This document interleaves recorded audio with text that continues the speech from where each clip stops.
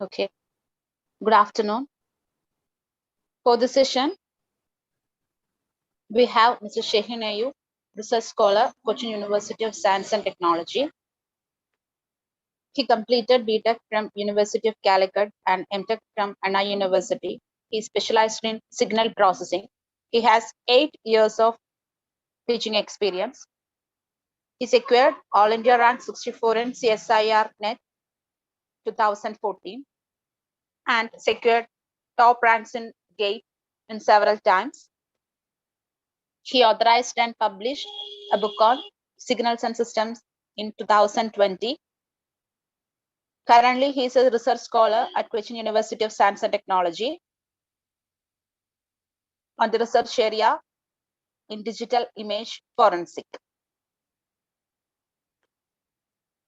So once again, I need to say something regarding some instruction. If anyone have any queries or doubts during the presentation, please type in the chat box. So without wasting much time, session is over to you, sir. Sir, please. Thank you, Reshma. So I think let's start. So let me start in the name of, is it audible? My voice is audible, right? Yes, sir. Yes, sir. Okay. Let me start with in the name of the Almighty. And let me start with a kind note of apology, because I'm afraid my level of preparation and the standard of my presentation may be a bit lower because of 2 reasons. The first reason is I am in a very busy schedule of my coursework in connection with my PhD. I've been in exams 2 days back, and tomorrow at the same time I am going to write an examination, university examination of my coursework. So I've been busy with that preparation. And the second reason is the most important reason. It is the people I am facing is not an ordinary people. I'm facing the people, I mean, some of the most brilliant teaching faculty from University College of Engineering. So that itself makes me a bit nervous. So I'm afraid my level of presentation will be a bit substandard to you. So I cast my sincere apologies for that. Anyway, let us begin with the understanding signal processing with MATLAB. And I have to shamelessly admit that for whatever queries you give me, I may have to say, I don't know, I will get back to you later. So again, I apologize for that in a foreseeing way, but I will get back to you with the answers, sure. As soon as I'm out of my busy schedule, I'll be getting back to you with the proper reply to the queries. So let's start. So signal processing is a very important topic nowadays under research and in in industry. The concept of communication, everything is based on the signal processing. So let me ask you, what is actually a signal? When I used to teach a couple of years ago, when I used to teach, the students, when I ask what is a signal, the students may reply, signal means waves, right? Signal means waves. The first response will be signals may be waves. Okay, very good. Signals will be waves. But when you observe a sea or an ocean, or when you just drop a stone into a pool of water in a bucket of water, you can see waves. Are those signals? Of course, no. Those are not signals. Then again, I keep on asking, what is signals, dear students? I know I'm facing faculties, but for students, I again ask, what is signals? So then they keep on thinking someone sleeping and suddenly saying, okay, signals means information, right? Information. Fine, information. Signal is information. But I have a book. I don't have a book here. Yeah, maybe I have a book here. This is my daughter's book, I think. Yeah. So this book contains a lot much information. Is this a signal? Again, no, it is not a signal. Then what is a signal? Then I have to tell them that signal, as you know, the definition of a signal is a function of one or more variable. It's a function of one or more variables that convey information regarding some physical phenomena. Regarding some physical phenomena. Then only it becomes a signal. Okay, signal is a function of one or more variable that conveys information regarding some physical phenomena. Okay, so that is the starting of our session. And inside my session, I think I am planning to cover signal or waveform generations first using MATLAB. Then no signal is useful without a system, without the concept of system in it, right? It is just like inventing a lot of medicines, but there is no human or some bodies to test this. Okay, some vital bodies to test this, right? So such medicines will be useless without human body or other body. Likewise, a signal is useless without the concept of system. Okay, so in order to have a good idea on system, I will be having a short session on convolution. Okay, then I will be moving on to Fourier representations, Fourier transform and Fourier series that convert a time domain signal into frequency domain. I'll tell you why frequency domain is important. And finally, if we have time, I think we'll be having time, we will be switching on to transfer function analysis, how transfer functions can tell a lot much about a system and its properties. Okay. So let me start with waveform generation. Rashma ma'am, can I ask you something? Is MATLAB ready with everything, everybody? I mean, all participants are ready with MATLAB? So that I don't know actually. Any participants, that was not a criteria. That is not specified in any information. I will be, okay. That's a bit problematic. Right. So what I plan is I am giving you some of the problems, I mean, MATLAB programs to generate some waveforms. And if you have MATLAB with you, you can, I think I will copy paste all of these programs into your chat box. You can copy paste from the chat box into MATLAB and run it and verify it. Okay, so first of all, we have 3 very important basic signals in signal processing. The first one is a sine wave, the second one is a cosine wave, and third one is an exponential signal. So what is a sine wave? Actually, I'm telling you, there is no anything like sine wave in this universe. There is no sine wave. Is that understandable? There is no sine wave. Can anyone object that? Or are you agreeing that there is no sine wave in this world? Anyone? You people are sleeping or are you listening? How many participants are there? 34 participants. Can someone say that I agree with you, sir? There is no sine wave. No. So everyone thinks that I am wrong. There is some sine wave in this universe. Sine wave, as you see, like this. This is a sine wave, right? There is a sine wave like this. But I'm telling you that there is no sine wave because this is nothing but a circle. You have been seeing what a circle is right from your school days. There is only a circle. There is no sine wave because I'll prove that to you. Can you see this white object in my hand? Can anyone unmute and say out of not Reshma, miss, any other participant out of this 34? Can anyone unmute and say, can you see this white object in my hand? So they can open a chat box. Sorry. Oh, they are not allowed to unmute their mic, right? Okay, Yes, Binsa Matthew says she can see it. Okay, fine. Thank you, Binsa. So this, just concentrate or focus on this white object. I am circling this, right? The trajectory of this white object is in a circle, right? Right. Now I am moving this circle towards you, I mean towards the screen of my laptop. Okay, you got like that, right?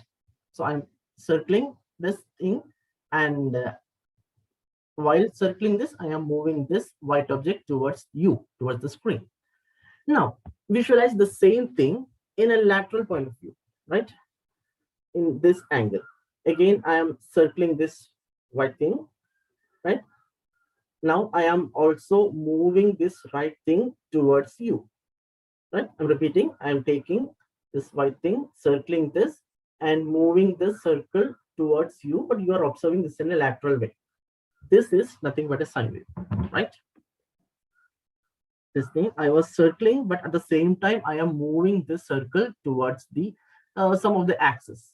So that appears to be a sine wave. This is actually a circle. Okay, so that's the specialty of your sine wave. And sine wave or cosine wave is the smoothest of all waves in this universe. Smoothest of all waves, right? Because circle is the smoothest geometry, you know. So sine wave is same as a circle, so it is the smoothest wave possible.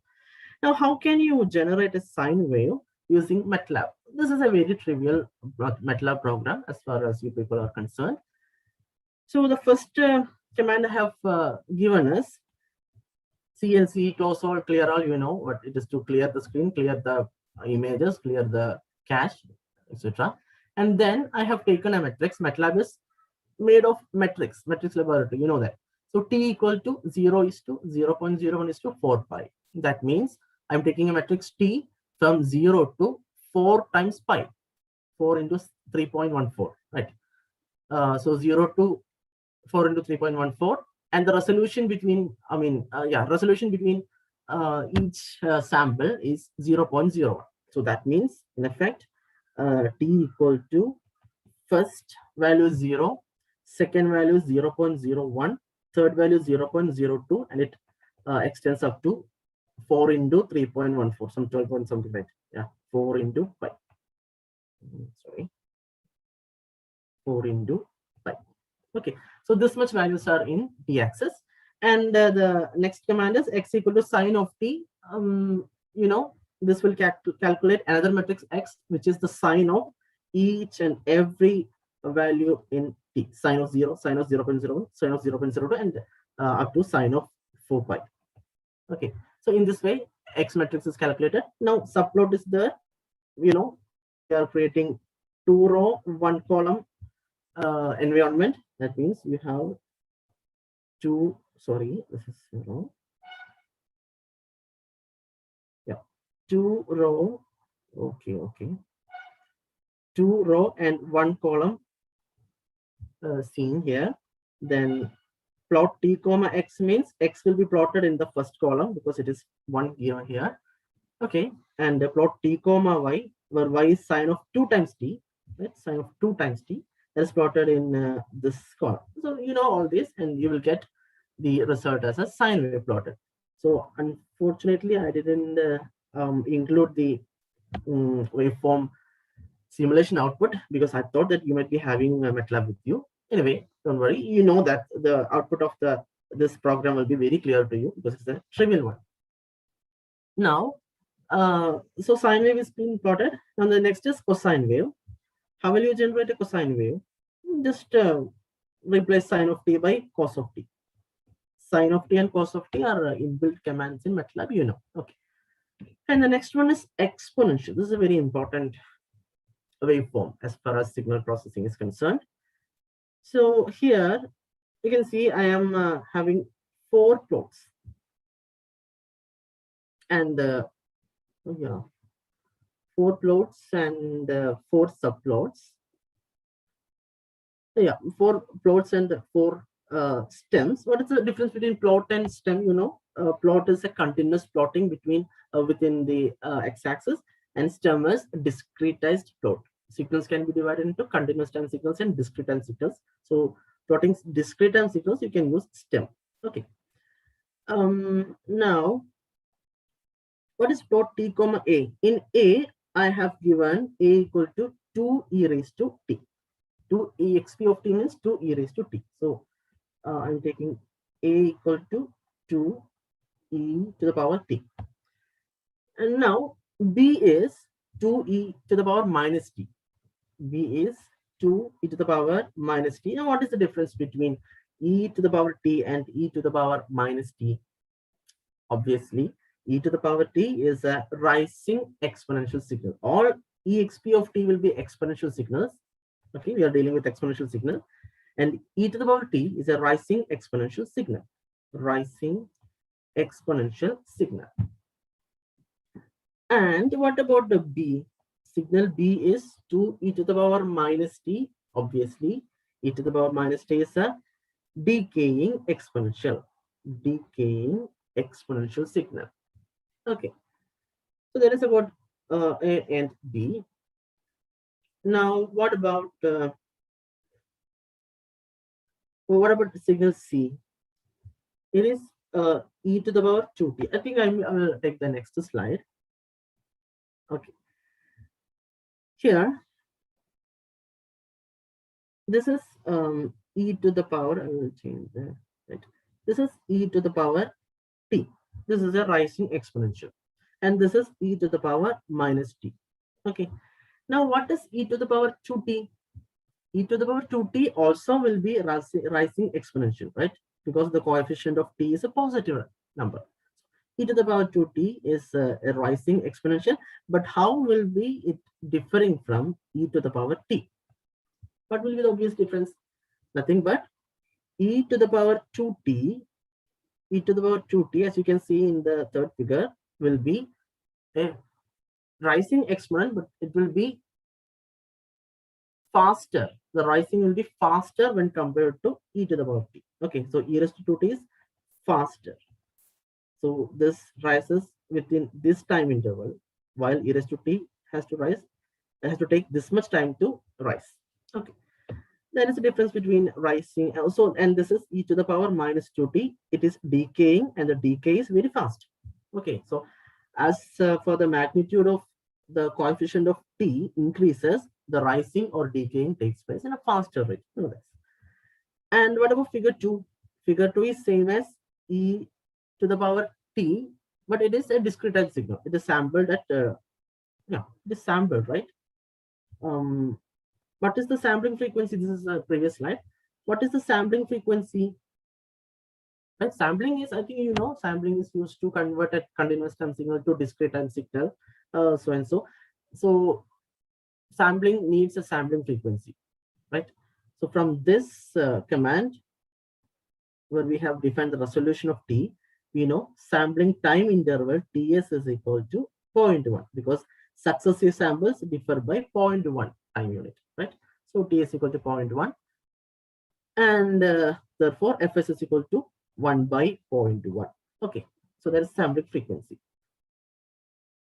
So in this slide, the sampling frequency is taken as 1 by 0.1, that is 10 hertz something. So we get the exact sampled value, sampled signal corresponding to e to the power t. So this is related to e to the power minus t. This is for e raised to 2t. It's a discrete time signal, and this is for e raised to minus 2t. So plot is used to plot continuous time signal, and stem is used to plot discrete time signal with the preferred sampling frequency. Okay. Now, I think this much is clear to you, because these are basics, right? Now let me take the next waveform.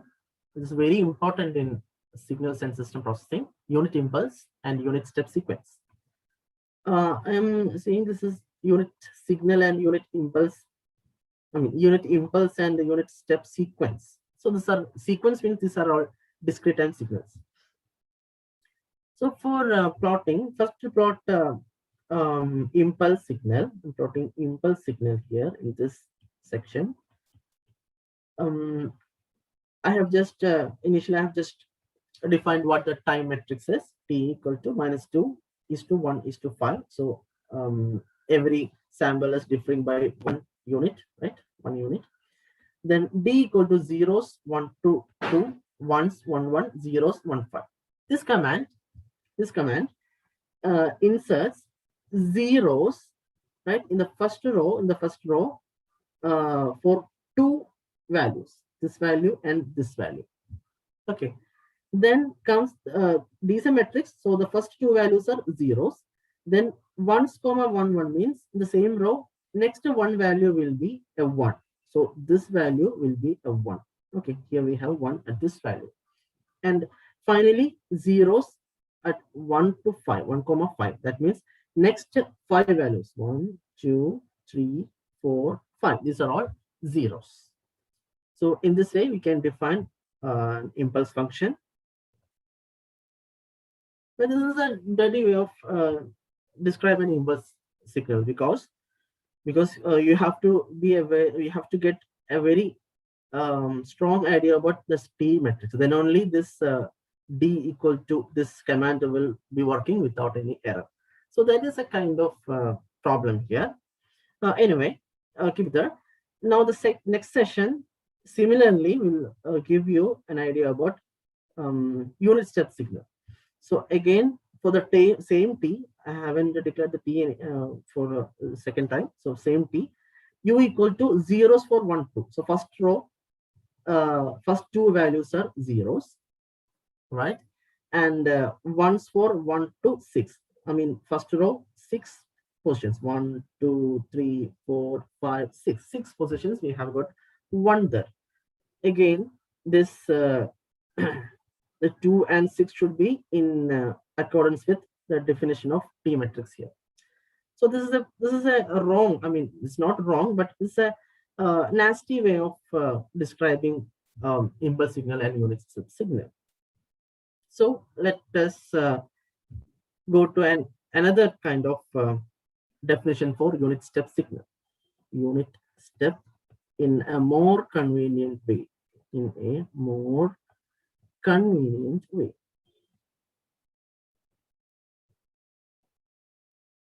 Okay. So for that, I am introducing you to an inbuilt function in MATLAB, which is called the Heaviside function. Heaviside of T, U equal to Heaviside of T. For defining that, for 1 second, please.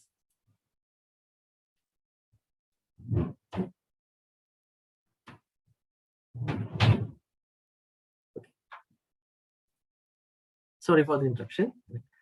So I'm introducing a new function called Heaviside function, which will give you a unit step signal irrespective of what T is.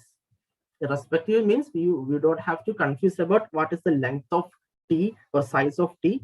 You can specify any T, and the Heaviside of T will be giving you a unit step signal in that time interval. Okay. So Heaviside of T, and for unit step sequence, you can have Heaviside of N with the stem command, right? Heaviside of T will be plotting using plot command, and Heaviside of N will be giving you a discrete time signal using step command. Okay. So I think you want me to give this program on the chat box? Please comment. If anyone is having a MATLAB with you, I'll provide you with this code. I'll paste it in the chat box. You want this? Okay, I'll give you.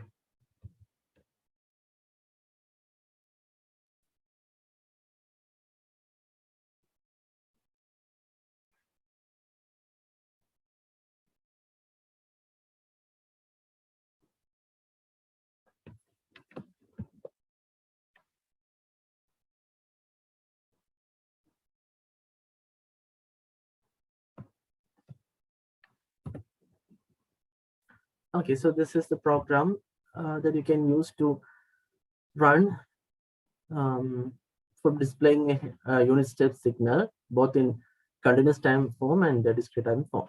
You can type finish or something when you have run this. I'll wait up to that, no problem. Okay, Tahsin sir has asked me to requested me to share the whole slides. Of course, I will share. Okay, fine.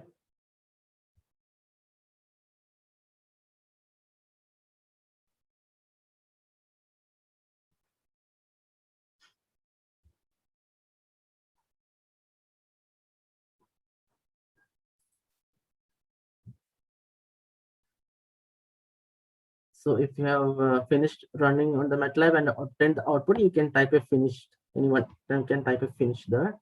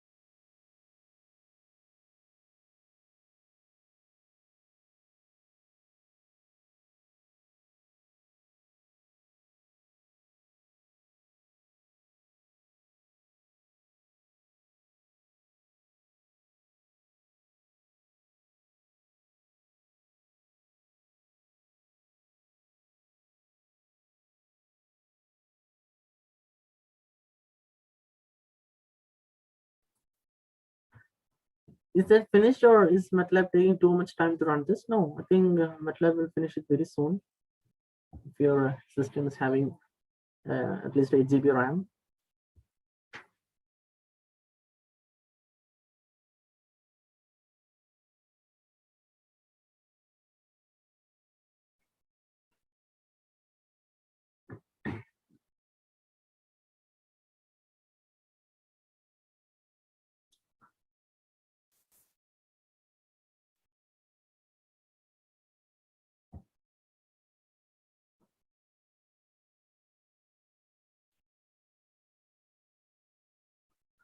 Okay, Tahsin sir. Thank you, Tahsin sir. Just finished, right?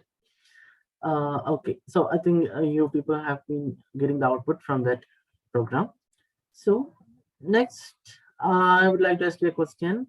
And this is a faculty development program, right? So I think I would like to give you small just assignments. You those who are with MATLAB, just try generating the signal u of t minus 1. U of t minus 1 means it is a unit step signal delayed by 1 unit. Okay, sorry.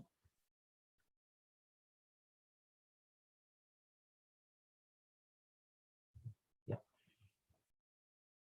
So this is u of t, which starts at t equal to 0 and ends at infinity. So u of t minus 1, this is u of t. U of t minus 1 will be same unit step signal, but delayed by 1 unit. Okay. How will you generate this? Can anyone give any idea? Just type the command that is necessary. Just one command is necessary from this question. Just one command is necessary to one command is need to change to obtain the output. What can be the command?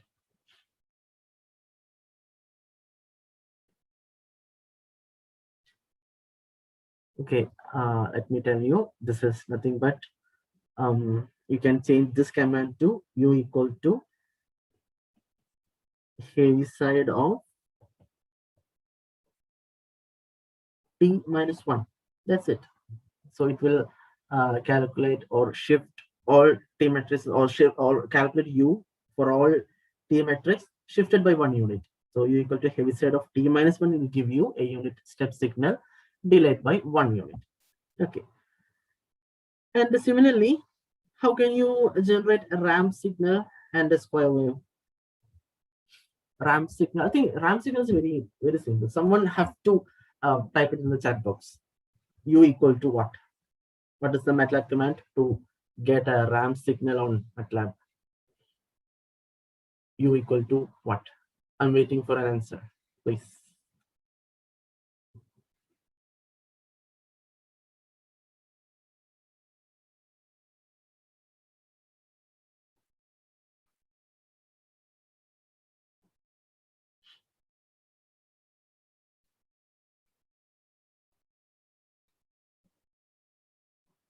Actually, ramp signal R of t is nothing but R of t equal to t into U of t, right?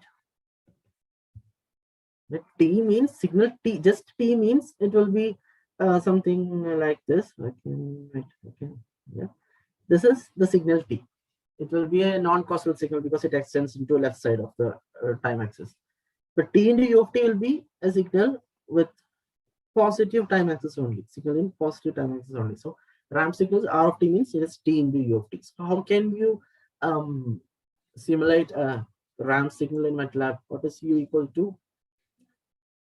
This expression itself will give you the correct answer. For U of t, you have heavy side of t, right? Heavy side of t. So t into heavy side of t, right? So U equal to t into heavy side of t will get you a wrong answer. Will give you an error in MATLAB because we have to find the element-wise multiplication for that t dot star is needed. Okay, t dot star is needed. Okay, simply t star heavy side of t will give you an error, but t dot star is needed for calculating the element-wise product between t and the heavy side of t. So u equal to t dot star heavy side of t will give you the correct answer, the correct plot for ramp signal. And for a square signal, there's a built-in command u equal to square of t. U equal to square of t. When you change the u equal to, this command u equal to square of t, you will get a square signal, square wave. Okay. So that's about some basics for from waveform generation. I think I can switch on to the next slide. Okay, this is maybe the last slide for in waveform generation. We will be dealing with some more industrially oriented signal like amplitude modulated signal and double sideband suppressed carrier signal. Yeah. Right. So the program, I think I'll leave it to you. I can copy paste this program in the chat box. You try this and verify the output.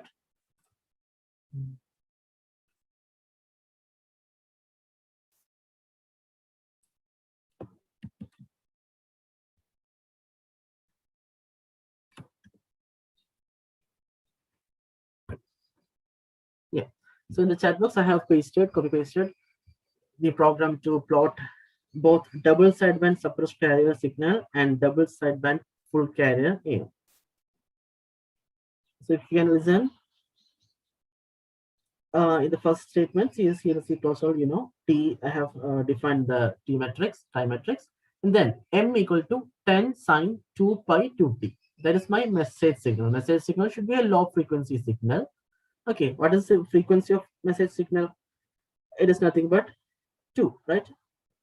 It's nothing but 2 hertz. Because the the sine wave will be standard form of a sine wave is m of t equal to am sine 2 pi fm into t, where fm is the frequency in hertz. So comparing with that, 2 is the frequency. Then that is about m. Then what is c? C should be the carrier signal, which is given as 2 pi 100t. Obviously 100 is a greater frequency than the message signal, so fc equal to 100 hertz. And one more thing, in amplitude modulation, the amplitude of the carrier should be greater than amplitude of the message signal to maintain what? To maintain modulation index less than 1. Otherwise, over modulation will be a resulting factor.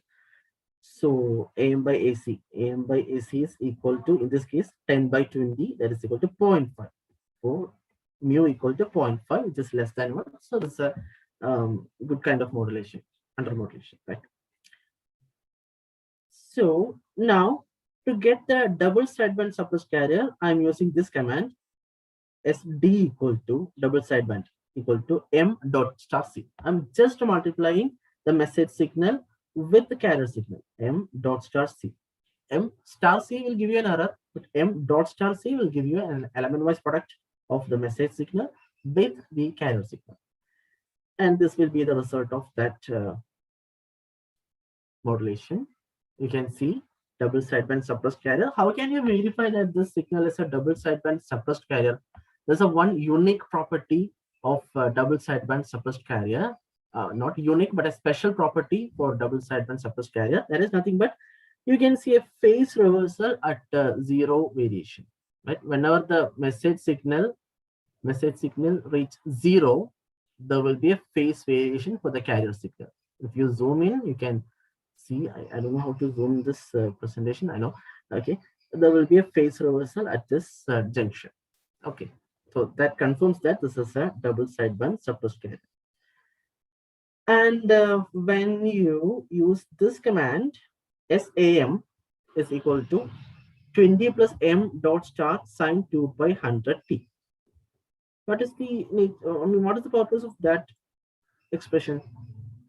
It is nothing but the definition of AM. Definition of AM means the message signal is embedded in the amplitude of the carrier, right? So you have the carrier AC, sorry, you have the carrier AC cos omega CT. Then you add with the amplitude of the carrier signal our message signal AC plus M of t into cos omega CT, that is, or sin omega CT, that is given here. This is AC. Thus 20 is AC plus M. M is our modulate, message signal, and this is the carrier signal because 100 is FC. Okay, so I'm just following this basic definition of AM, and it will get you the correct DSBSC full carrier original AM. Okay, so I think if you are with the MATLAB, you can run this program. I've already given it in the chat box. Please try. If you are finished with this plot, just type finished in the chat box.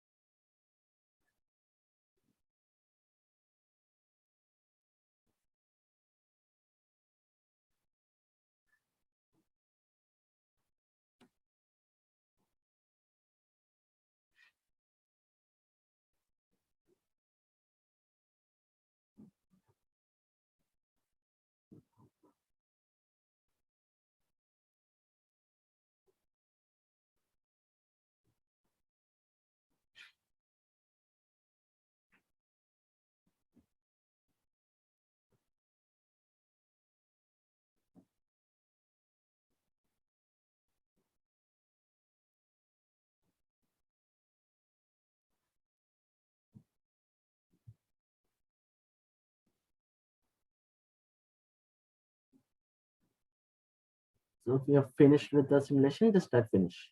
I'm waiting for the command.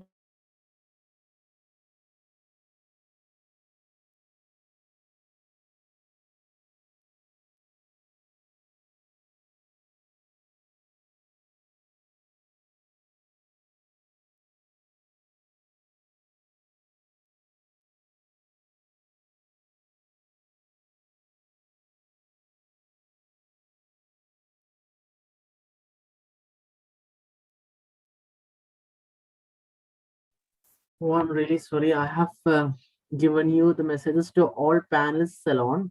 Now I have changed the option to all panelists and attendees.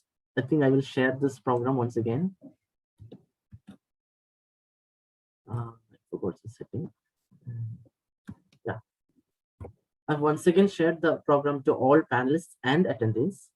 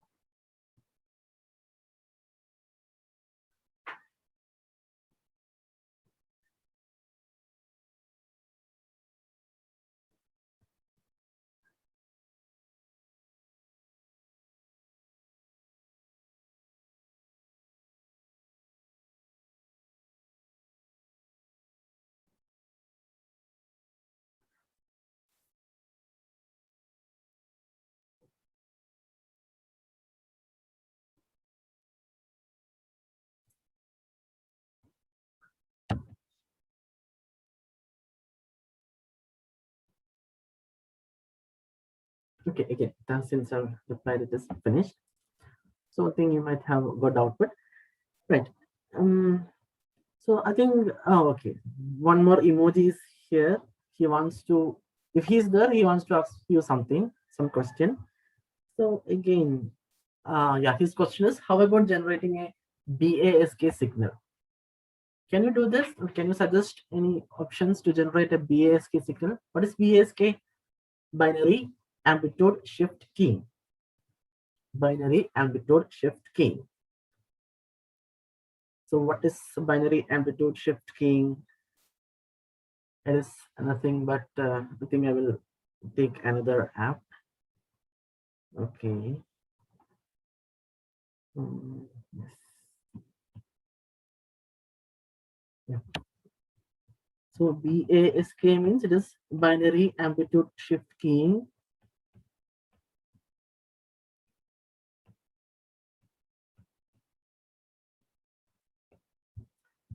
So whenever it is binary, so ones and zeros will be there. So when one comes in the bit interval, it will be having a carrier signal. When zero comes, no carrier signal. Again, when one comes, carrier signal. Again, one comes, again, carrier signal. So this is binary amplitude shifting. And how will you generate BASK signal for a sequence 1 0 1 0 1 0? Do you have any logic? You don't have to type the answer, just can you type any logic to represent or produce a BASK signal using MATLAB? As a hint, I can say you can use two signals we have already done. You can make use of two signals that we have already learned. Any idea from anyone?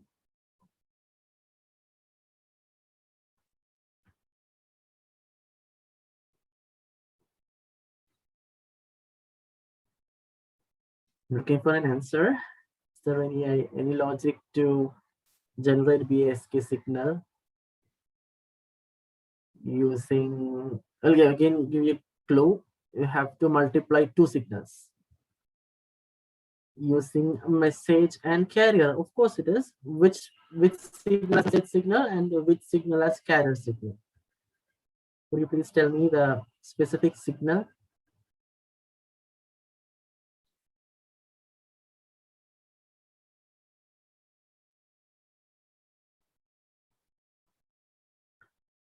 Again, I will give you a clue. Any signal multiplied by 0 will be equal to 0. Okay. So at this 0 time, so for obtaining this zero portion, you can multiply a pre-generated signal with zero. I think that hint may confuse you. Okay, anyway, let's not waste time. I will tell you what is the result of the multiplication of this signal with this signal.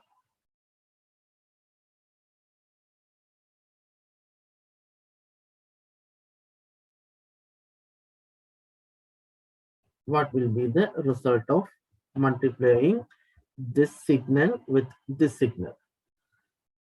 In a single word, the answer will be a BASK signal, right? This signal is let this amplitude is 1, its amplitude is something AC, whatever. So when you multiply 1 with this signal in this time interval, you will get this signal as such. Okay, this signal as such.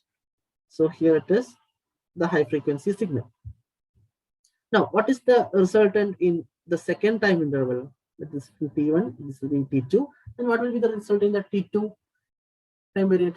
Can anyone type in the chat box? What will be the result of the product of this signal and this signal in T2 time interval? It will be 0. Very good, very good. Fine. So 0 into anything is 0. Again, in the next time interval, it will be 1 into the carrier signal itself, then 0, then signal. So this is nothing but BASK signal, right? So what we have done is we have multiplied a pulse, a repeating pulse. This is not a square wave. This is not a square wave. This is a pulse, because square wave has equal positive and negative polarities. This is a pulse. So multiplying pulse with the given high frequency signal will give you a BASK signal. And how will you generate pulse? You have an inbuilt command square of t to generate square wave. But what about this pulse? You don't have any command, inbuilt command. As far as my knowledge, there is no any command to generate a pulse signal.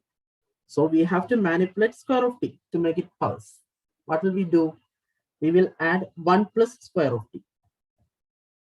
We will add 1 plus square of t. What will 1 plus square of t give you?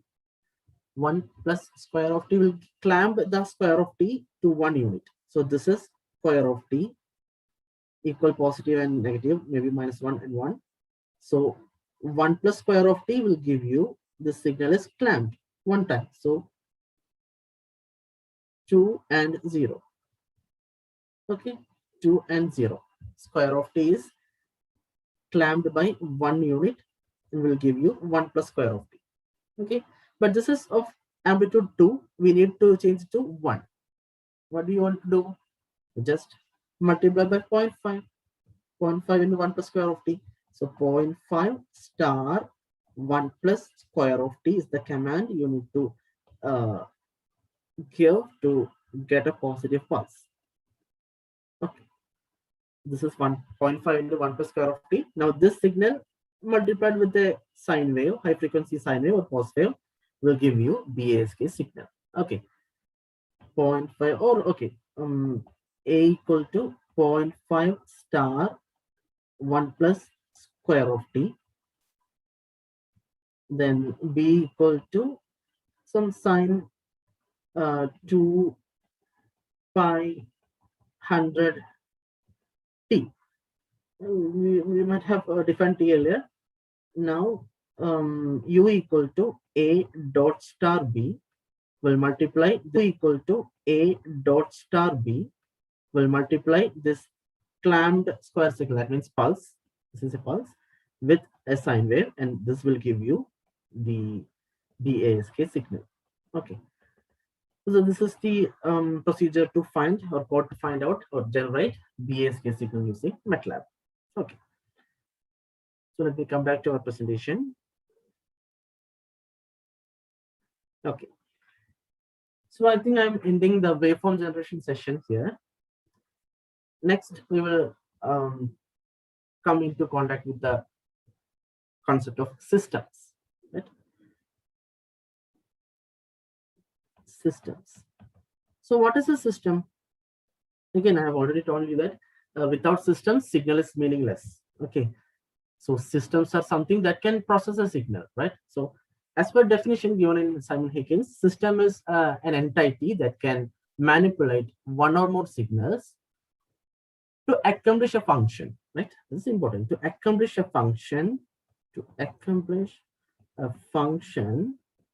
thereby yielding maybe more signals, yielding output signal or signals. Okay, so system is some entity, okay, some entity that processes the input signals to accomplish a function, thereby yielding signals.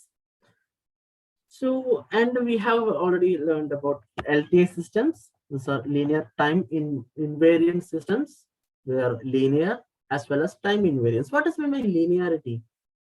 Linearity, as you might have, you might know that it is a combination of superposition and homogeneity, right? Superposition and homogeneity. Linearity consists of superposition and includes superposition and homogeneity. What is superposition? Superposition means mixing.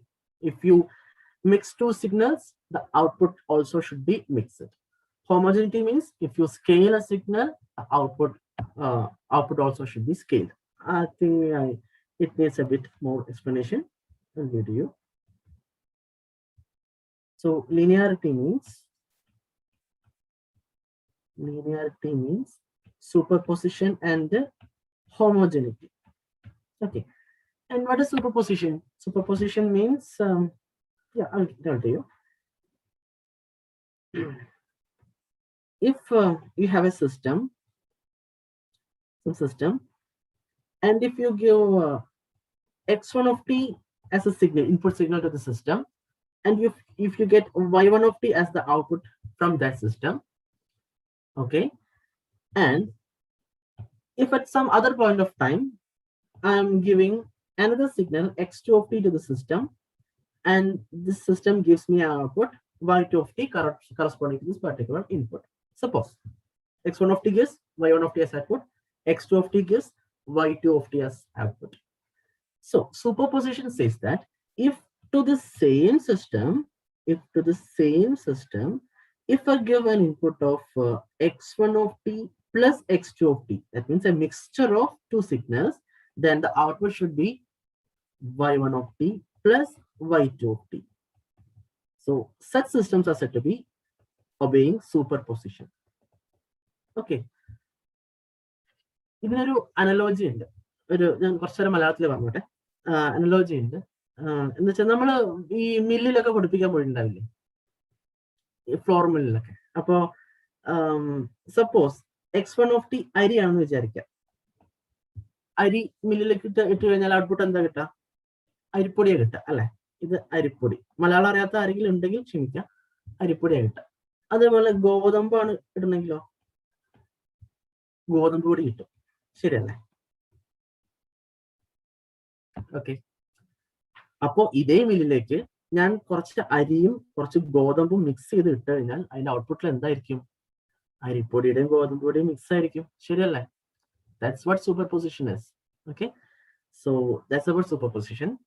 And what about homogeneity?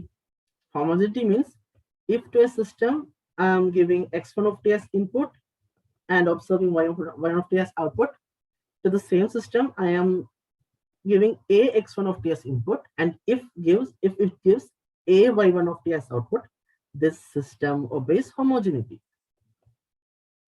Okay, the system obeys homogeneity. നമ്മുടെ മില്ലിന്റെ analogy എന്ന് പറഞ്ഞാല് ഞാൻ ആദ്യം 1 kilo അരി ഇട്ടു. അപ്പോ മില്ലിന് വേറെ പ്രശ്നങ്ങളൊന്നും ഇല്ലാന്നുണ്ടെങ്കിൽ, ഐഡിയൽ മില്ലാണെന്നുണ്ടെങ്കിൽ കറക്റ്റ് 1 കിലോ അരിപ്പൊടിയാവും കിട്ടുന്നുണ്ടാവുക. ശരിയല്ലേ? 1 കിലോ അരിപ്പൊടി കിട്ടുന്നുണ്ടാവും.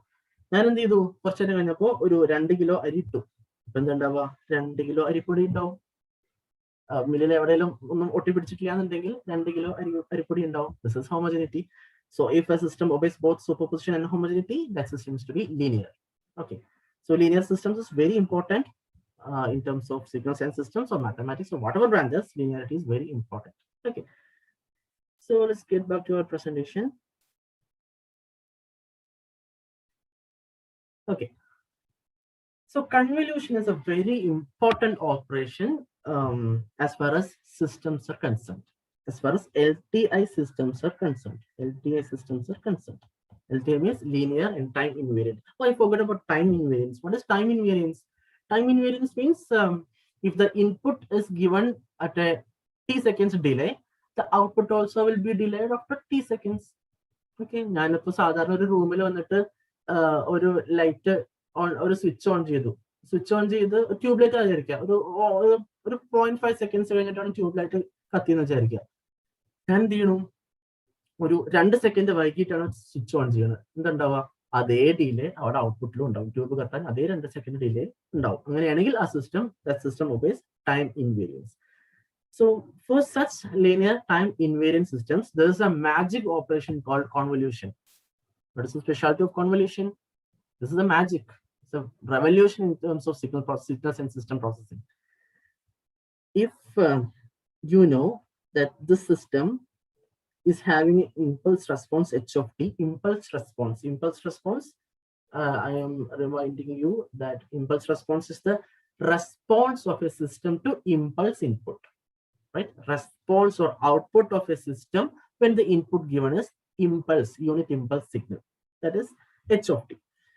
So if you know the h of t, impulse response of a system, then for whatever input x of t, you can predict the output from that system as y of t equal to x of t convolution h of t, convolution integral in case of continuous time signals. And convolution operation is given as a linear operation given by integral minus infinity plus infinity x of tau h of t minus tau d tau. This is convolution operation. So if you have the capacity to calculate convolution operation, then for whatever input x of t you give to that system, you can find the output of that system, provided you know h of t, provided you know the impulse response. Okay, that's the gist of convolution. Now, what is actually, yeah, I'll come back to that. Okay, now listen to the first program for discrete time convolution. Actually, discrete time convolution is given by x of n, y of n equal to x of n convolution h of n. There is summation, right? We cannot integrate discrete time signals. So can summate sigma n equal to minus infinity plus infinity h of k into x of n minus k. This is convolution sum. So I'm taking two sequences, discrete time sequences, x equal to 1 to 1 0 0 0. I haven't included the simulation output for that. Okay, right. So this is a sequence like 1 2. So 2 1 0 0 starts from 0, and the second the signal as 1 2 0 0 0. Then the convolution can be given by y equal to conv x comma h. Conv എന്നാണ് അതിന്റെ MATLAB command. Conv is the command. This is for one-dimensional signals. In I think one of your session deals with image processing. One full day deals with image processing. So in that session, maybe you will come across command conv2. That's for images, because images are two-dimensional signals. And the stem of y, you have to be very careful about plotting the signal, because conv x comma h will give you an error if you type stem of n comma y. Suppose you have initialized n equal to some 0 is to 5 or something. Stem n comma y will give you an error. I will tell you why it is. So in case of discrete time convolution, in case of discrete time convolution, always type stem of y. Do not specify the n value here. I haven't initialized any n here. I haven't typed the stem n comma y here, just stem of y. Otherwise, it will give you an error. I will tell you why it is when we come across this program. This program, second program, is about convolution integral for continuous time signal. For this, I think I will copy and paste the program for convolution sum. In the meantime, you can do it in MATLAB. Second.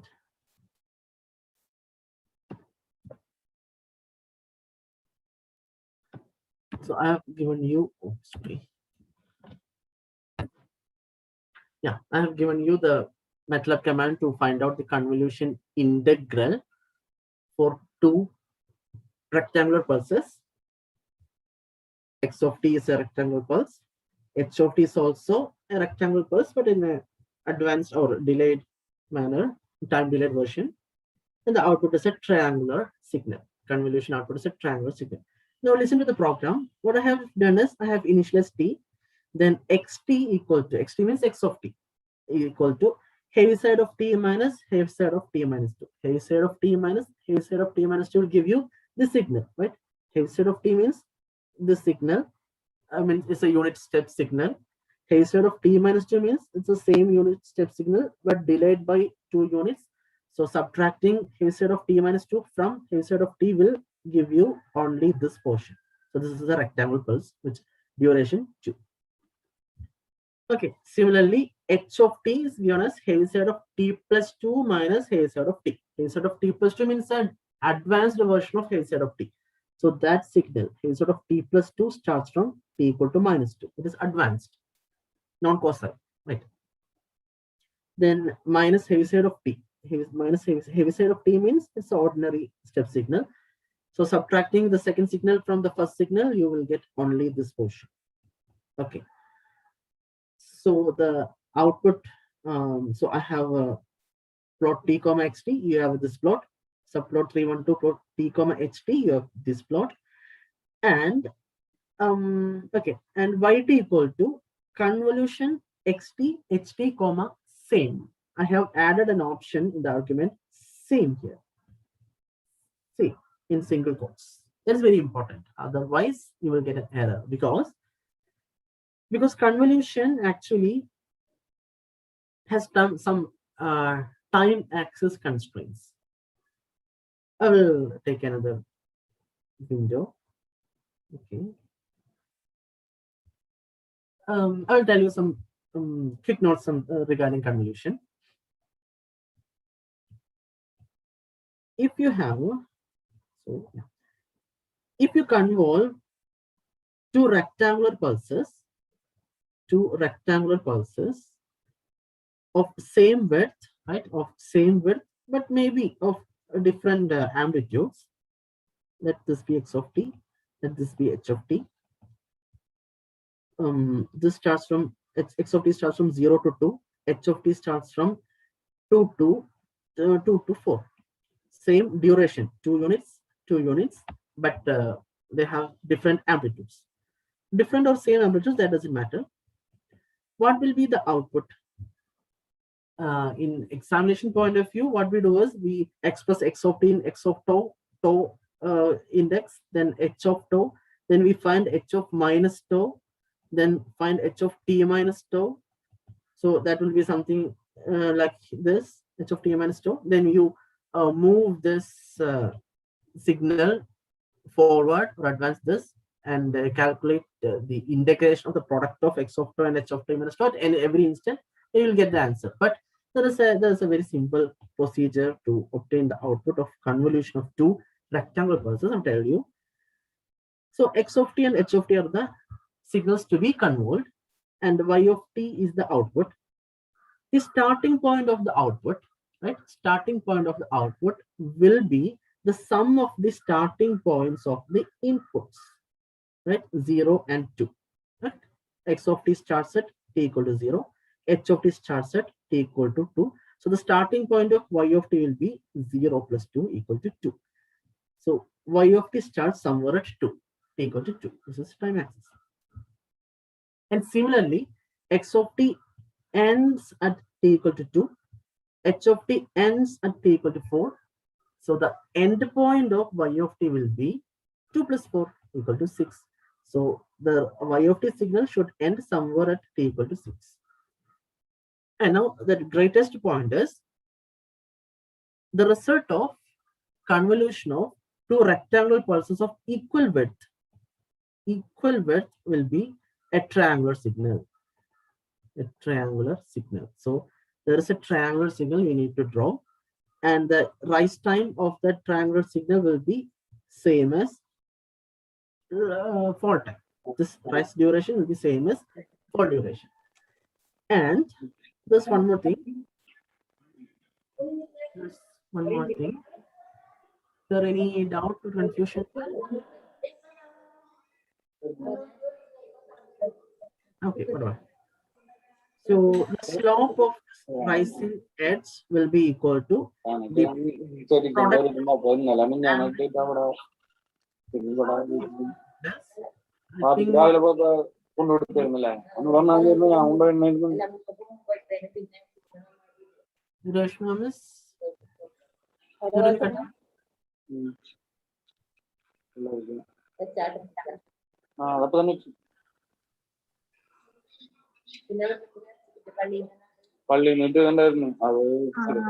Shafi, excuse me, can you please mute your mic?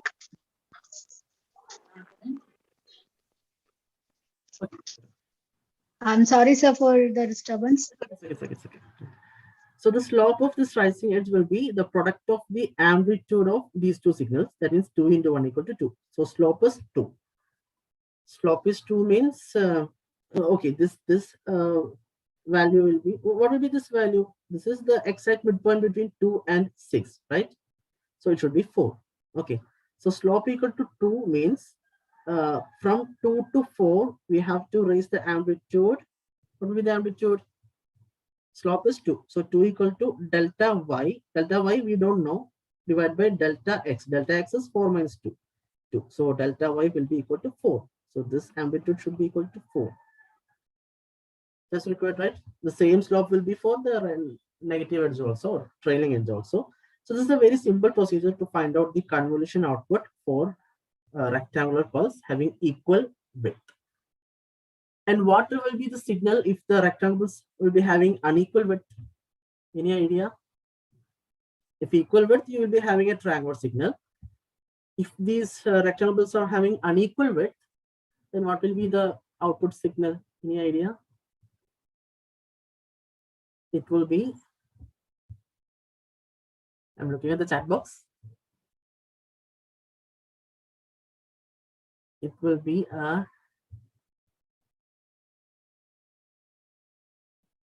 it will not be a triangular signal, but it will be a trapezoidal signal. Okay, it will be a trapezoidal signal if the rectangles are having an equal width. Okay, so this dependency on the starting points and dependency on the end points will create an error if you type y equal to conv of x comma h without adding same. Okay, so that's why I have given a same command there.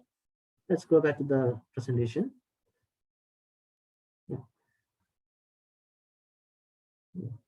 Yeah, right. So this command is very essential. And apart from that, I have also added a scaling factor 0.01 star here. That's because actually MATLAB computes every point, right? Every point means t equal to -4 is to 0.01 is to 4, right? So t equal to -4. The next value is -4 minus 0.01. Then next one is -4 minus 0.02, etc. So at every point, they will be calculating the convolution, and that will give rise to a very big value for amplitude. Instead of 2, you will be getting some 200 or something if you do not use the scaling factor. So what I have done is I have given one here, TS is equal to 0.01. Sampling time interval is 0.01, right? Therefore, Fs is equal to 1 by 0.01. So in order to avoid the confusion in the or error in the amplitude, I am multiplying this convolution with the 1 by Fs. Okay, 1 by Fs, or that is equal to dt, sampling time, or sorry, TS, sampling time interval.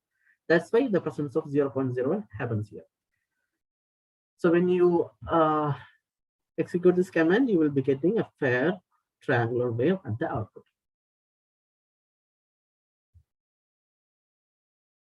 Okay, I think you'll get time to do that. I'm not waiting for this to be done in MATLAB. I think you can understand this, and I'm changing the slide, right? Okay. So next is the most important, one of the most important theory or concepts in signal processing, that is Fourier representation. So Fourier representation, what is the importance or what is the use of Fourier representation? Or what's the primary purpose of Fourier representation? It is nothing but to change the domain of a signal,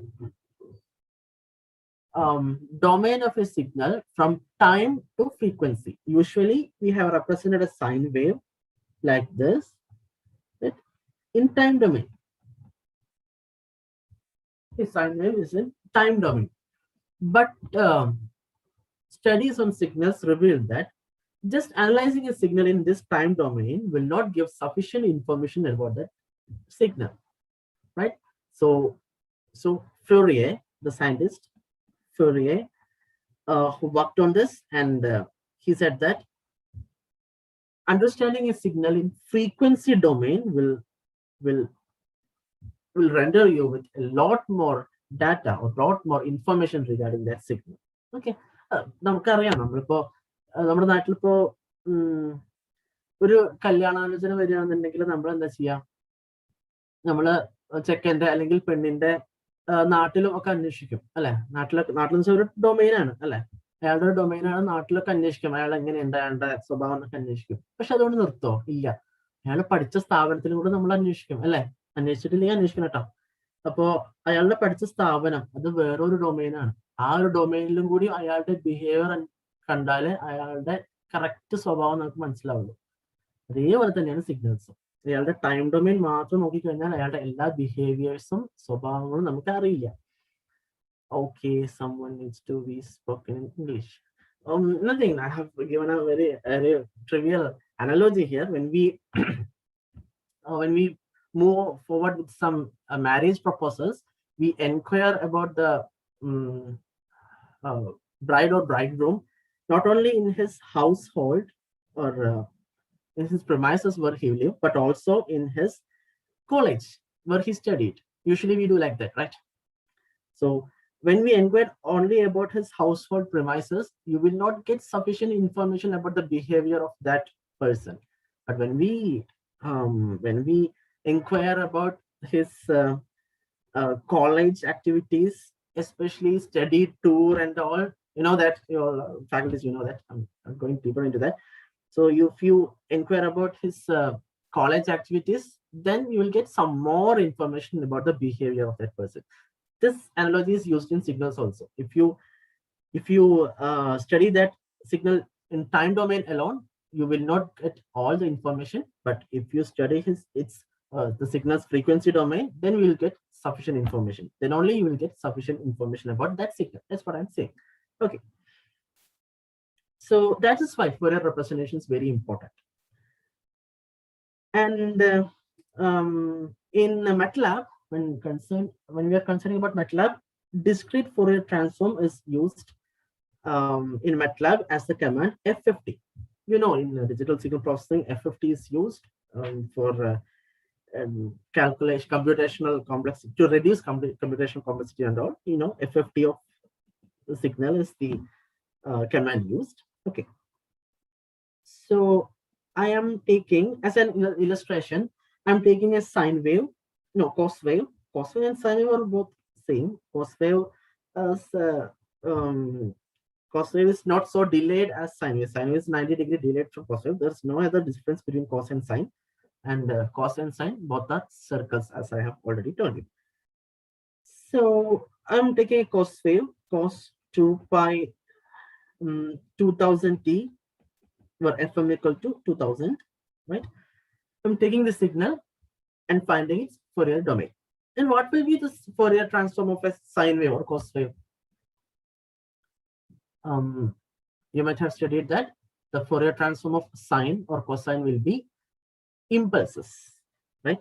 Impulses 0, like this. At fm, you will be having one impulse. At minus fm, you will be having one more impulse, where FM is the frequency of the signal. I will let you know how this comes. Again, let me take a blackboard, digital board.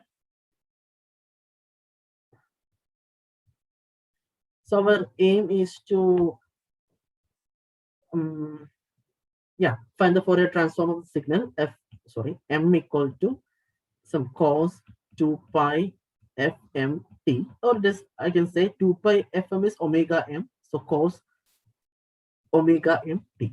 Okay. And using Euler's formula, you can write cos omega mt as half into e raised to j omega mt plus half into e raised to minus j omega mt. This is one of the basics, Okay. Let it be there. And now we know the Fourier transform of 1 is equal to, what is the Fourier transform of 1, or what is the Fourier transform of delta impulse signal? That is equal to 1. Okay. Fourier transform of impulse is 1, and Fourier transform of 1 is 2 pi times impulse. Okay, 2 pi del of omega. Fourier transform of impulse is 1. Impulse means it is only in one time duration. So its Fourier transform is spread in infinite frequency. That is 1. And as per duality property of Fourier transform of 1 is spread in all time domain. That will be del of omega, 2 pi del of omega, which will be considered only at omega equal to 0. The Fourier transform of a signal which is spread in one domain will be concentrated in the other. Concentrated in the one domain will be spread in the other. That is it. Okay. So Fourier transform of 1 is 2 pi del of omega. And Fourier transform of e raised to j omega mt will be equal to, what will be that? Here we have to use the frequency shift property of Fourier transform. What is it? If x of t is having a Fourier transform x of j omega, then e raised to j gamma t into x of t will be having a Fourier transform x of, I am leaving this j, it's obsolete, so omega minus gamma. Okay, this is frequency shift, gamma. So see, similarly, what is the Fourier transform of e raised to j omega mt into 1? E raised to j omega mt is nothing but e raised to j omega mt into 1. Fourier transform of 1 is 2 pi del of omega. So Fourier transform of e raised to j omega mt into 1 is, using this theorem, it is 2 pi del of omega minus omega m. All right. Similarly, this is the same concept. Fourier transform of e raised to minus j omega mt will be equal to Fourier transform of e raised to minus j omega mt into 1. That is equal to 2 pi del of omega plus omega m. Okay, both are using the same frequency shift property of Fourier transform. Now,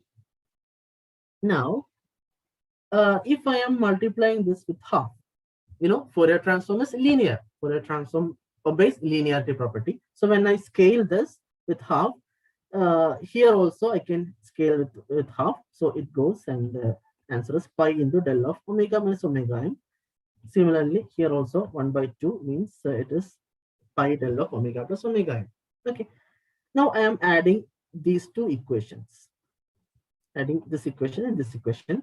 Therefore, I will get Fourier transform of half e raised to j omega mt plus half e raised to minus j omega mt will be equal to, if you add these two LHSs, according to superposition, again, we can add these two RHS.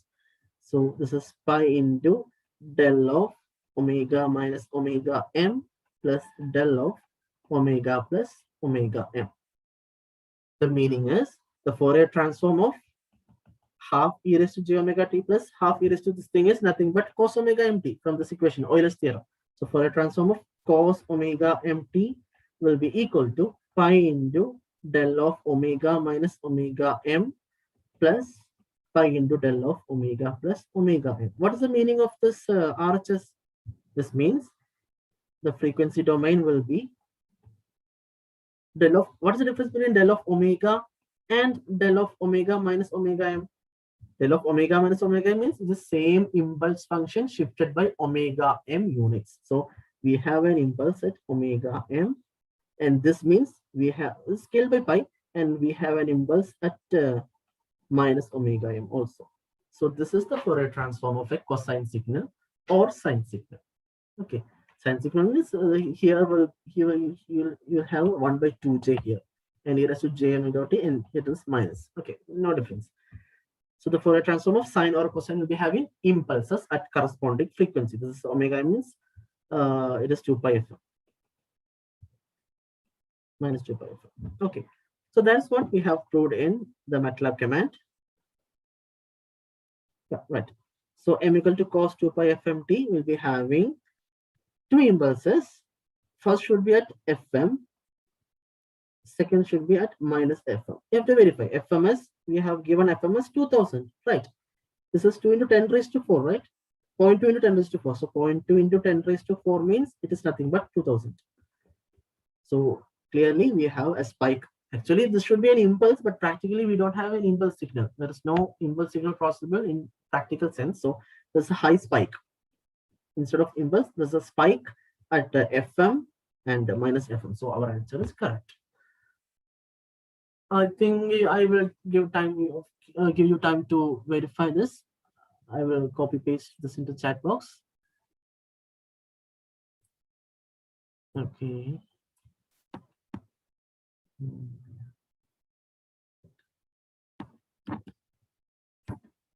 Okay, I have given you this program to find out the Fourier representation of a sine wave or cos wave. I think you can use this and try to run this in MATLAB. Yeah, of course, there is some more factor here. Yeah, this is an important command. I've forgotten this. Needs to be mentioned. Instead of f50 of m, I have given f50 shift of f50 of m. F50 shift. Because when you use f50 alone, the Fourier representation will be plotted somewhere else. I think that means it's in a complex plane, right? You will not get the exact plot like this. So to shift the Fourier transform to the origin of the axis, I am using f50 shift. F50 shift of f50 of m comma n. N means endpoint DFT or endpoint f50. N is given as the length of m. Length of the message signal is the length of the DFT also. So that's the purpose of this command. And I have defined f-axis from minus n1 by 2 to n by 2, right? Minus n1 by 2 to n by 2. That means to get equal negative and positive axis, right? Minus 1 to plus 1. Minus 1 into 10 raised to 4 to plus 1 into 10 raised to 4 with a resolution of fs by n. That's the only purpose of that command. Then absolute value of frequency spectrum is calculated and plotted. That will give you the plot. I will give you time to copy and paste this program and run it in a MATLAB. If you are finished, just type finished in the chat box.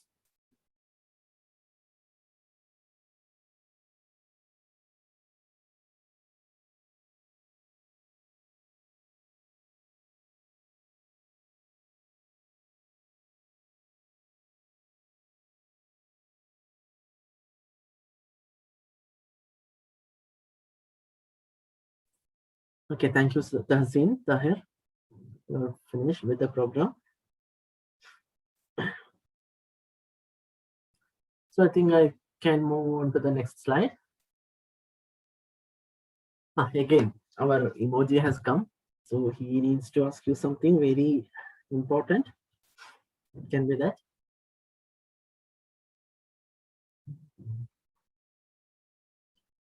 It's time verifying the well-known Fourier transform pairs, rectangular pulse and sinc function, unit step or DC, and impulse function. Don't know if we have the time to do that. Anyway, yeah, right. Listen, please. Okay.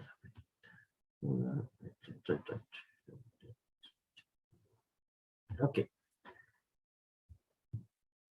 So it's it will be better if you know that rectangular pulse, as you can see in the time domain, this is a rectangular pulse.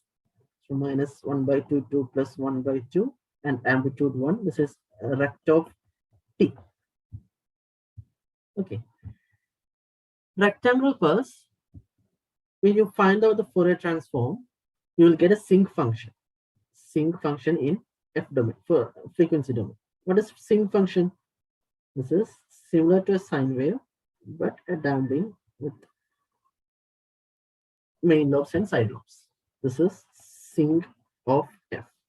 So rectity, the time in time domain will be having Fourier transform sinc F. Okay, this is 0. This is F. Magnitude will be 1. So these are very well known Fourier transform pairs. We can prove it in by mathematics, but I think it will. Sorry, I think it will take some time. Yeah. So, and again, if you take the converse, if you take sinc pulse in time domain and find the Fourier transform, it's a sinc of F, then in frequency domain, what you will get is a rectangular function. You will get a rectangular function, frequency domain, rectangle. So sinc t and rect function are Fourier transform pairs. It's a very important thing. So I think I will give you a program, MATLAB program, to verify whether rectangular pulse and sinc function are Fourier transform pairs. I will again copy and paste it in our chat box. Just let me find the program. I think I have did it somewhere.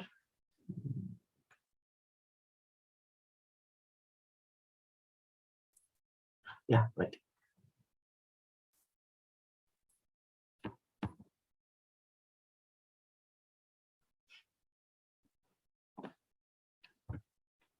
Okay, this program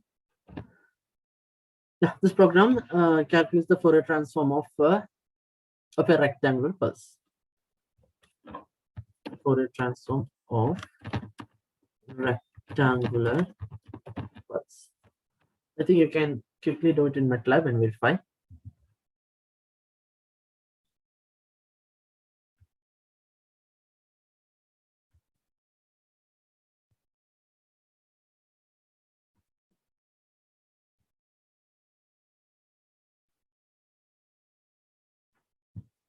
When finished, you will get a window like this, a plot window like this.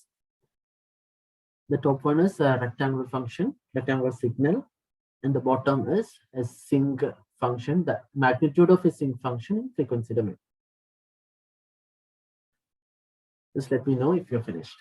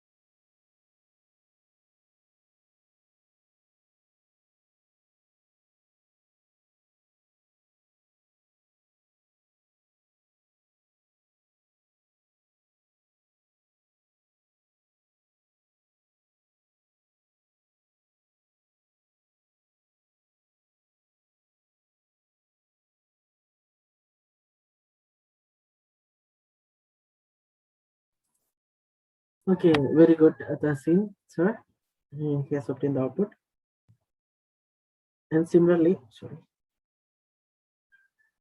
And similarly, when you give a sinc function instead of Heaviside minus, instead of rectangle function, you will get a rectangle function as the Fourier transform.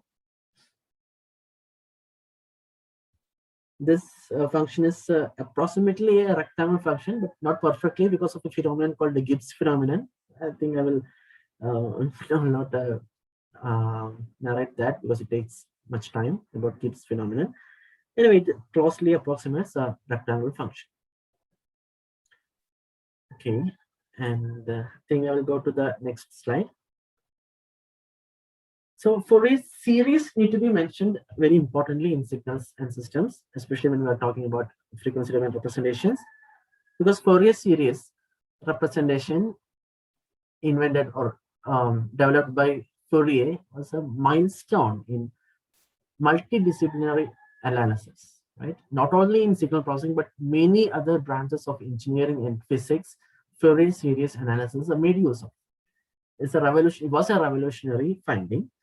What it says is sine and cos, sine signal and cosine signal.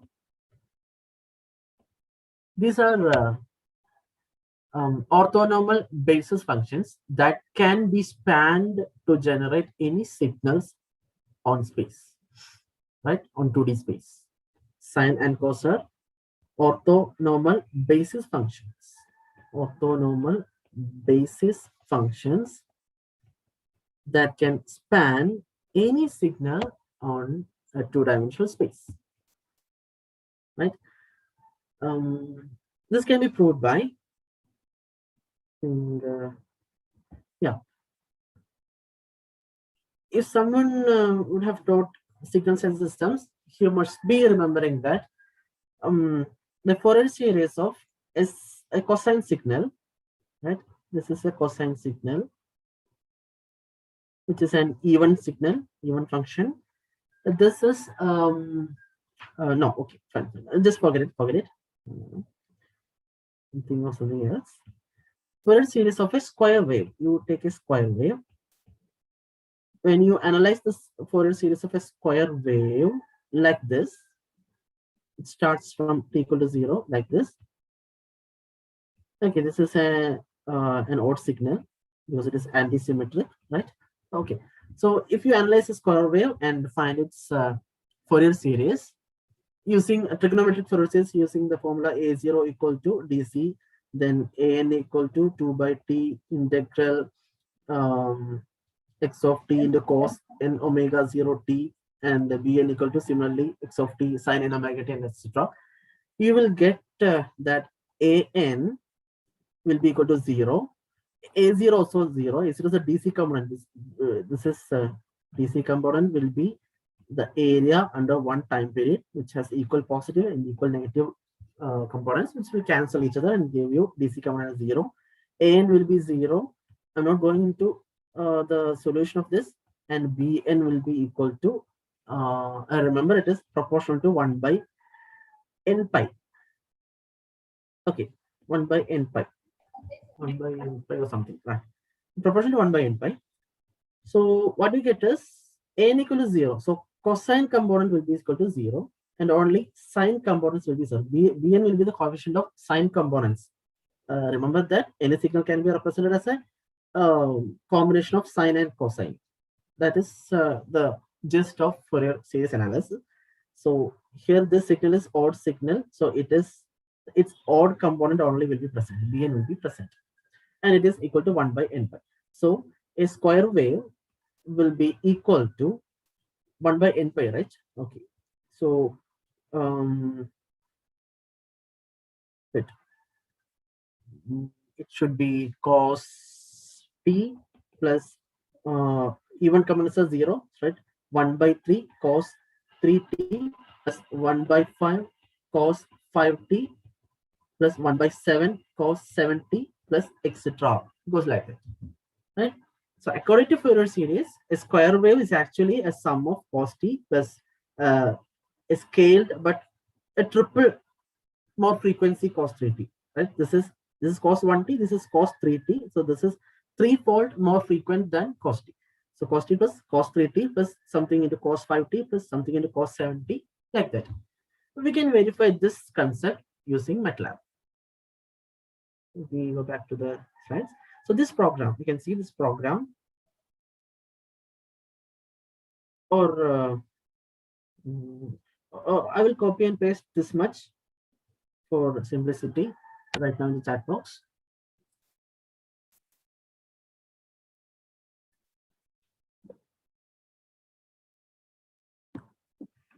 Okay, if you do this program, you will get an output as given in the slide, the first portion.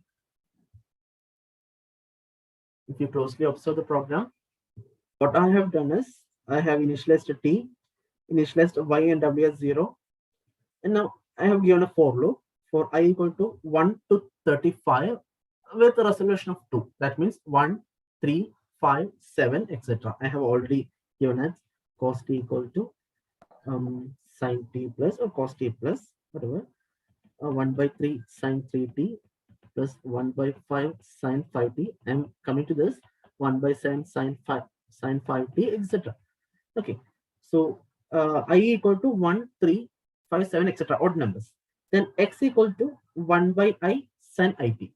So for I equal to 1, you will get 1 by 1 sine 1t. That means this term, the first iteration. Then y equal to y plus x. 0 plus this value will be stored in I. So y equal to sine t. Now, again, this loop iterates. So I equal to 3 now, right? I equal to 1, then 3. So then x is given as 1 by 3 sine 3t.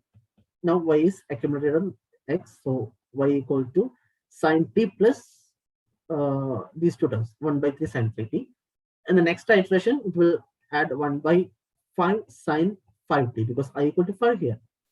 In the next iteration, it will add 1 by 7 sine 7t because I equal to 7 here. And it continues up to I equal to 35.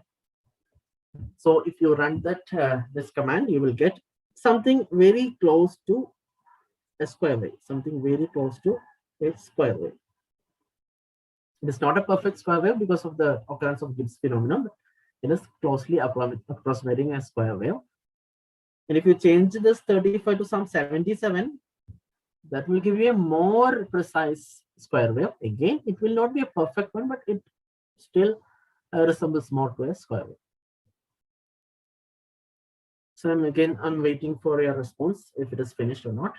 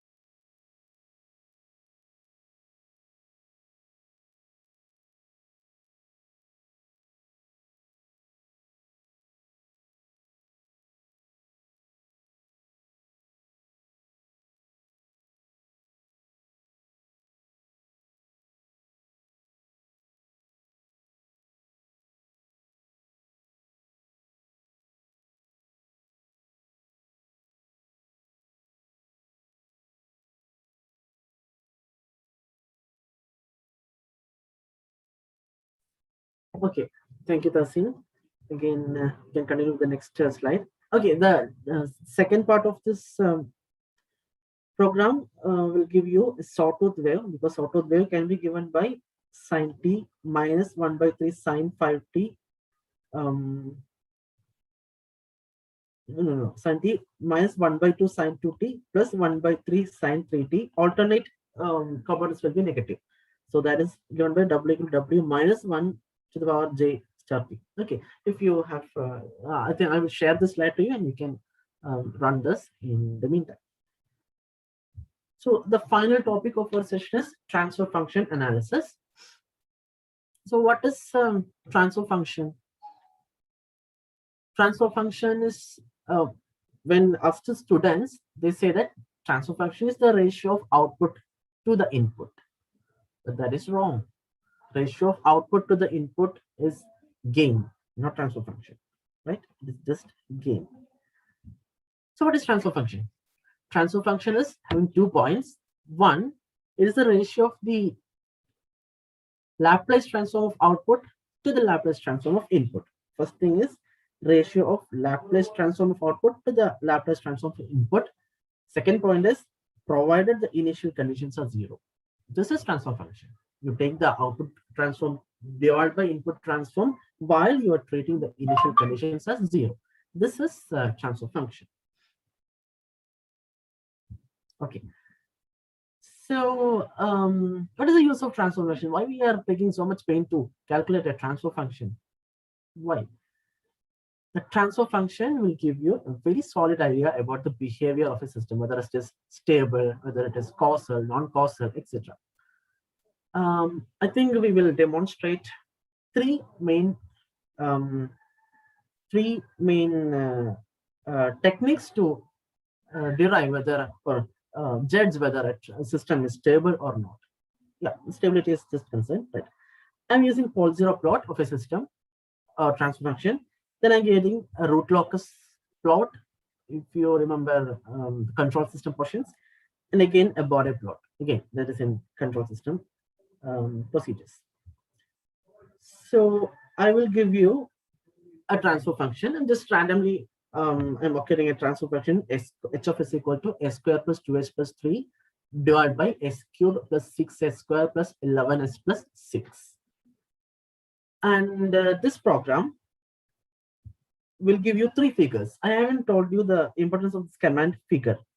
If you type figure and then give any plot, these will be plotted in separate windows, right? Separate windows. That is the specialty of figure command. Okay. So in the first statement, I have given sys equal to tf of something. Sys equal to tf of something. Tf of means it is the transfer function. We are modeling a system. This is the MATLAB way of modeling a system. So I'm getting into system a transfer function. Inside that, you are having 2 matrices. The first one is numerator. The second matrix is denominator. What of numerator and what of denominator? It's nothing but the coefficients. Here it is 1, here it is 2, and here it is 3. That's given us 1, 2, 3, as in the first matrix. Okay. And in the denominator, we have a 1, 6, 11, and 6. That's again given us 1, 6, 11, 6 in the next one. Okay. So this is the explanation for this command. Okay. Then in the first figure, I am trying this command pz map of sys. In sys, we have the whole transfer function, right? In sys, we have the whole transfer function. Then pz map of sys will give you the pole zero plot of the system. Pole zero plot of the system. Okay. Grid on will turn on the grids in that figure, whatever. Then in the next figure, I am getting a command r locus of system. That will definitely give you the root locus of the transfer function or of that system. And the third one will give you the border plot of that transfer function.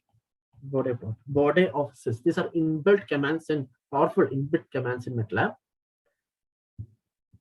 So I think I will copy and paste this program. This is very important. This is a very useful thing in MATLAB.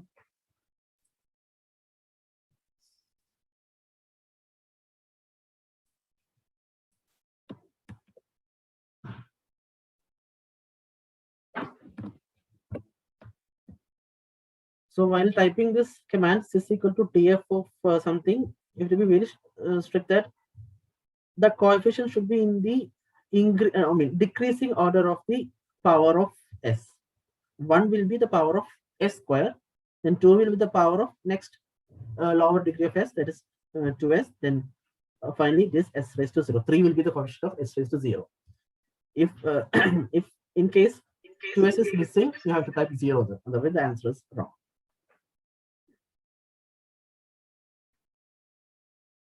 So while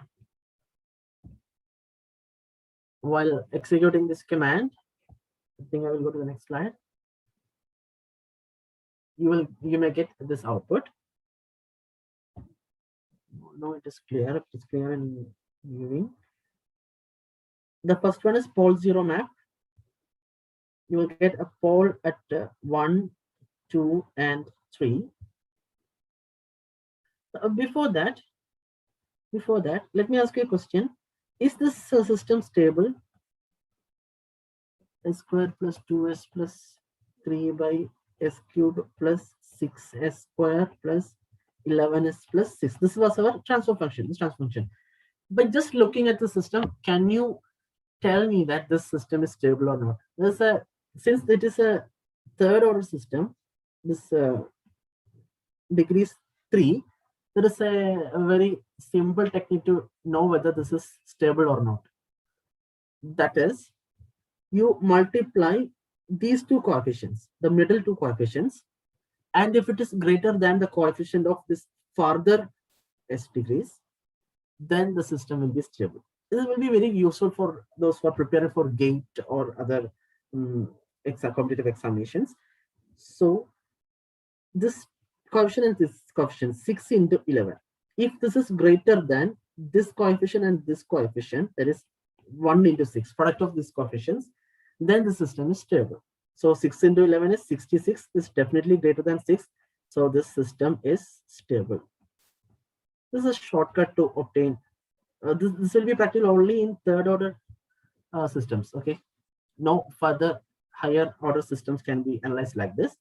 So the third order system is just, this is a method to judge whether it is stable or not.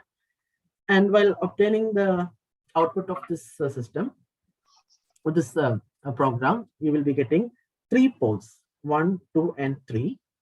I'm sorry, this is -1, -2, and -3, right? This is okay. Sorry.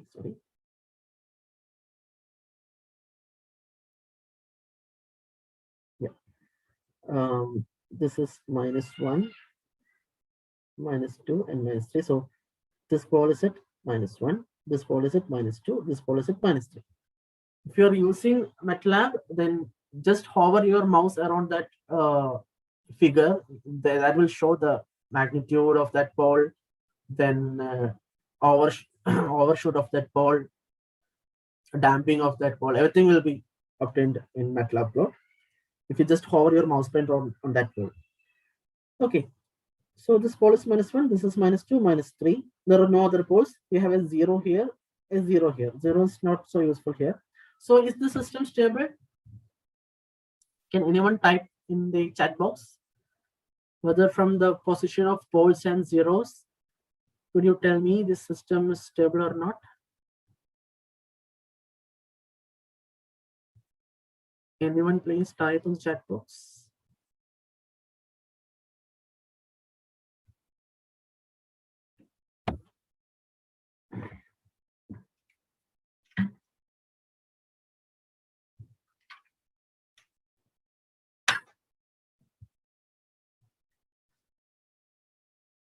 There are only 3 poles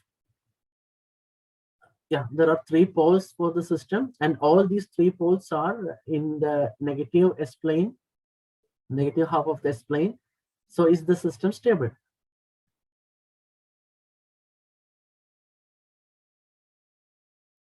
Oh, that's saying, I'm afraid it is a wrong answer.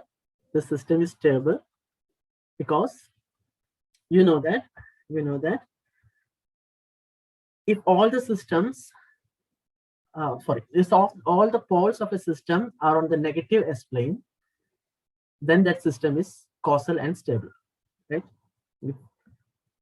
If all poles are on left half or negative half of the S-plane, this is negative half, right? This is negative. This is the imaginary axis. This is the negative plane. This is negative plane. Okay. So if all poles are on left half of S-plane, then the system is causal and stable. Okay. So all the poles are on the negative S-plane, so the system is stable. That is from the pole zero map itself. Now let us pay over here to root locus.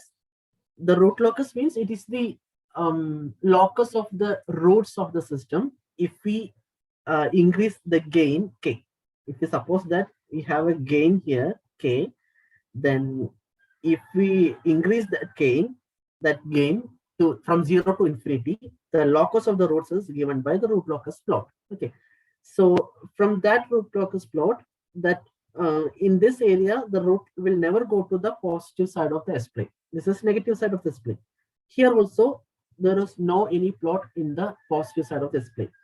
Now here also, like that, this root locus never touches the imaginary axis or goes to the right half of the S-plane. So whatever the gain, however we vary the gain k equal to 0 to infinity, the locus of the roots will never go to the positive side of the or right side of the S-plane. That means this system can never be unstable. This is always stable because the pole zero plot is, or the root locus is always in the left half of the S-plane. Okay.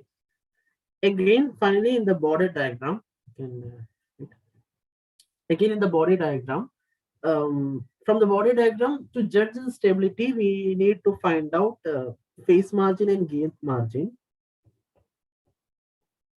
Unlike from the pole zero map and root locus, we cannot directly judge the stability from body plot, but we have to calculate phase margin and gain margin.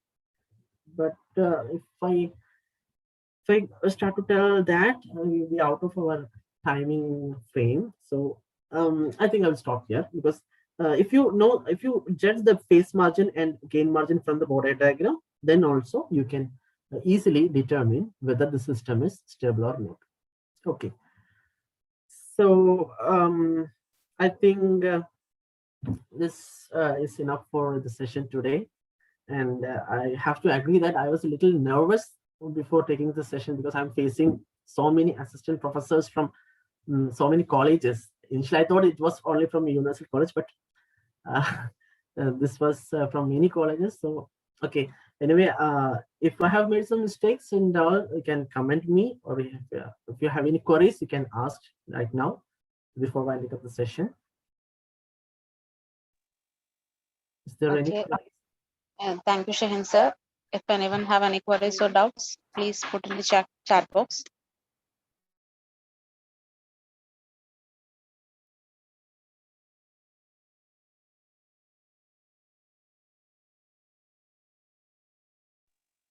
A feedback plus attendance link is shared in the chat box. Please fill it up.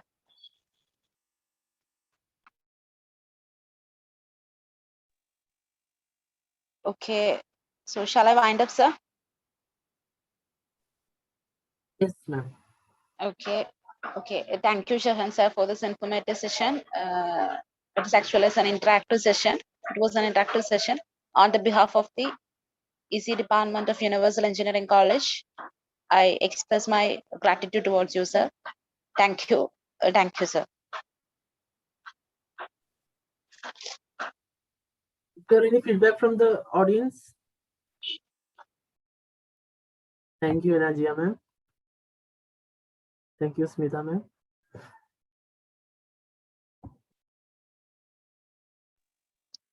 Okay, tomorrow's forenoon section will handled by Mr. Antonio Joseph from Universal Engineering College, Vallivattam, on the topic nonlinear signal analysis using MATLAB. And an afternoon session is shared with Dr. Tony George and Dr. P. Ginopol from Adishankara Institute of Engineering and Technology, Kaladi, on the topic of emerging trends in electric vehicle motor and its controllers simulation in MATLAB. So all of you please join with respect to this schedule. Okay, thank you. Thank you all. Thank you once again, Shehan sir. Have a nice day. Thank you.